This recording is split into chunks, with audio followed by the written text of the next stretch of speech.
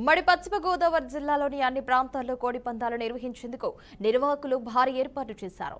Day and night కోడి పందాలు ఆడేందుకు flood లైట్లు, ఎల్ఈడి స్క్రీన్స్, డ్రోన్ కెమెరాలు కూడా ఏర్పాటు చేశారు. క్యాసినోలకు తలపించే విధంగా పేకాట, గుంటాట లోపల బయట వంటి జూద ఆటలతో పాటు ప్రతి బరిలో మద్యం దుకాణాలను కూడా ఏర్పాటు చేశారు. భీమవరం, తాడేపల్లిగూడెం, ఆచంట, వెంపయేలూరు, జగ్గారెడ్డిగూడెం వంటి ప్రాంతాలలో 3 రోజుల పాటు జరిగే ఈ కోడి పందాల్లో వందల కోట్ల రూపాయల చేతులు మారే అవకాశం ఉన్నట్లయితే అంచనా వేస్తున్నారు. ఇక ఇదే అంశానికి సంబంధించిన మరిన్ని వివరాలైతే మా ప్రతినిధి బ్రహ్మం అందిస్తారు.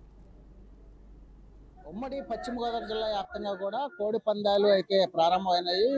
నిన్న మొన్నటి వరకు కూడా ఇటు సుప్రీంకోర్టు కావచ్చు, హైకోర్టు కావచ్చు, ఈ 2 కోర్టులు కూడా ఈ కోడి పందాలు ఆడకూడదని చెప్పేసి నిషేధిస్తూ ఉత్తర్వులు జారీ చేశారు. అయినప్పటికీ కూడా నిన్న మొన్నటి వరకు కూడా పోలీసులు అయితే నానా హంగామా చేసినప్పుడు కూడా ఈ రోజు పోలీసులు కూడా చేతులు ఎత్తేసిన పరిస్థితి. ప్రజాప్రతినిధులు ఒత్తిళ్ల మేరకు ఇటు పోలీసులు కూడా ఏమీ చేయలేని పరిస్థితిలో ఇటు పందెంరాళ్ళు అయితే పందాలు కట్టేందుకు బర్రెల వద్దకు చేరుకున్నారు. పెద్ద ఎత్తున అయితే పందాలు కొనసాగుతున్నాయి. ముఖ్యంగా చూసుకున్నట్లయితే ఇటు భీమవరం, పాలకొల్లు, అదేవిధంగా తణుకు, తాడేపల్లిగూడెం, ఏలూరు, జంగారెడ్డిగూడెం తదితర ప్రాంతాల అన్ని ప్రదేశాల్లో కూడా కోడి పందాలు అయితే పెద్ద ఎత్తున అయితే సాగుతున్నటువంటి పరిస్థితి. సుమారుగా జిల్లా వ్యాప్తంగా 600 బర్రెలు ఏర్పాటు చేసినట్టుగా నిర్వాహకుల ద్వారా తెలుస్తున్నటువంటి సమాచారం. మొత్తానికి మనం చూసుకుంటే ఏదైతే ఈ కోడి పందాలు సంక్రాంతి సంబరాలు నేపథ్యంలో జరుగుతున్నటువంటి ఈ కోడి పందాలు అయితే 3 రోజుల పాటు సాగుతాయి. ఈ 3 రోజులు కూడా ఈ పందెంరాళ్ళు అయితే ఎక్కడికక్కడ ఏదైతే ఐపీఎల్ క్రికెట్ మ్యాచ్ ఏ విధంగా ఉంటుందో అదే విధంగా కేపీఎల్ మాదిరి అంటే కోడి పందాలు ప్రీమియర్ లీగ్ అనే పేరుతో కూడా కొన్ని చోట్ల అయితే పెద్ద ఎత్తున అయితే పందెం బరిలు అయితే ఏర్పాటు చేశారు. ప్రతి చోట కూడా సుమారుగా 1000 నుంచి 2000 మంది కూర్చునేందుకు గ్యాలరీలు ఏర్పాటు చేశారు. అదేవిధంగా భీమవరం, వెంప, అదేవిధంగా ఆచంట తదితర ప్రాంతాల్లో సుమారుగా 4-5 వేల మంది వరకు కూర్చునే విధంగా కూడా పెద్ద ఎత్తున అయితే ఏర్పాటు చేసినటువంటి పరిస్థితి అయితే ఉంది. ప్రతి బరిలో కూడా చూసినట్లయితే కోళ్ళకి కాళ్ళకి ఎటువంటి దెబ్బలు తగలకుండా సింథటిక్ సంబంధించినటువంటి కింద గ్రౌండ్ ఏర్పాటు చేశారు. అదేవిధంగా టెంట్లు కూడా పెద్ద ఎత్తున అయితే ఏర్పాటు చేశారు. వాటర్ ప్రూఫ్ టెంట్లు ఏర్పాటు చేశారు. అదేవిధంగా కొన్ని ప్రదేశాల్లో అయితే చూసుకున్నట్లయితే కొన్ని ప్రదేశాల్లో అయితే ఎల్ఈడి స్క్రీన్లు పెట్టారు, ఫ్లడ్ లైట్లు పెట్టారు. అదేవిధంగా ముఖ్యంగా మనం చూసుకున్నట్లయితే ఏదైతే అత్యంత ఆధునికమైనటువంటి పరిజ్ఞానంతో కూడినటువంటి ఏదైతే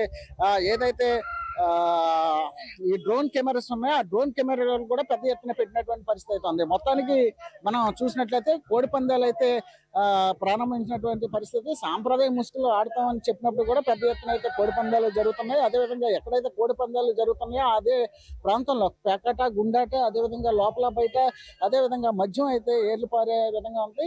ఎక్కడైతే ఆడుతున్నటువంటి బర్రెల వద్ద ఎవరైతే అమాయకులు ఉన్నారో ఈ అమాయకులు అయితే కోట్లాది రూపాయలు లాస్ అయ్యే పరిస్థితి కూడా కనిపిస్తుంది. ఏమని ఇక్కడ ఈ సంక్రాంతి సంబరాల ముసుగులో జరుగుతున్నటువంటి ఏదైతే ఈ ఉత్సవాలు ఉన్నాయి, ఈ ఉత్సవాల్లో భాగంగా కోడి పందాలు జరుగుతున్నటువంటి నేపథ్యంలో పోలీసులు అయితే పూర్తిగా చేతులు ఎత్తేసారు. పందెంరాళ్ళు అయితే బర్రెల వద్దకు చేరుకుంటున్నటువంటి పరిస్థితి.